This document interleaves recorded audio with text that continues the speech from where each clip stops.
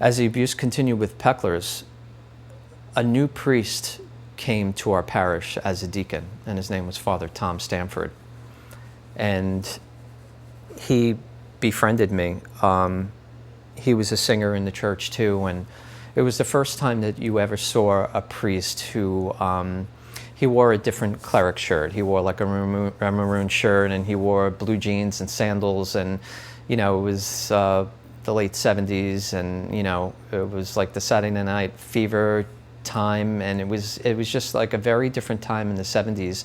And to see a priest like that, he stood out like a rock star, and everyone loved him. I mean, he was just this amazing homilist, and if homilist is the right word, he would give amazing homilies and really connected with the people. And he started to connect with me as well.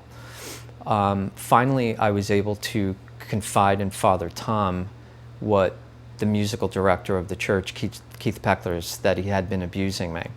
And he told me that he would take care of it. And he did take care of it, but only for he himself then to take over abusing me himself. And little by little, Father Tom was grooming me for himself, again, unbeknownst to me. So there was this one time where he invited me back to the rectory to come and see his suite. He had a bedroom, and he had like a little living room and his own private bathroom. And at this point now, I'm 15 years old, and the abuse has stopped with Pecklers. And he invited me back to his rectory one day after school, told me to call my parents and say that he would drive me home, and then asked me if I wanted something to drink, and started serving me sherry, which I never had before in my life. It was probably the first time I ever had liquor. And he had almost like a little wet bar, and I can remember him, he used to drink Dubonnet. And I can remember having glass after glass, and probably after 3 or 4 glasses of Dubonnet, we were sitting on his floor, leaning up against his love seat, and I can remember he had Captain and Tennille playing on the record player, and I had dozed off or blacked out, and when I woke up, he was sexually abusing me himself, and that's when it started with Father Tom.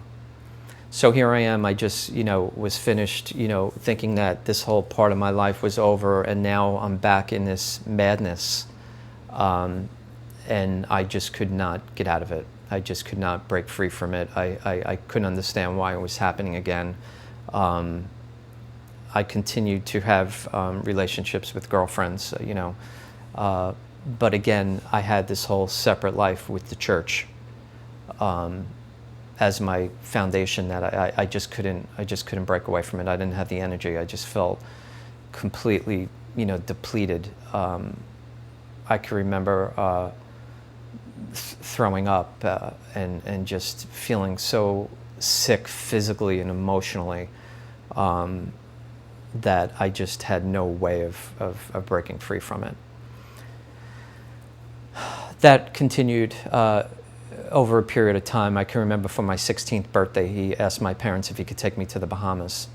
And they just thought it was the greatest thing, that he was my mentor, and that, at 17, he promised me that he was going to give me his car. It just went on and on and on, this constant barrage of gifts and money, and taking me away, and just making me feel good and making me feel wanted and loved. And I felt like an adult, even though I was 15, 16. I was traveling. He took me to Disney World. I mean, it just went on and on and on.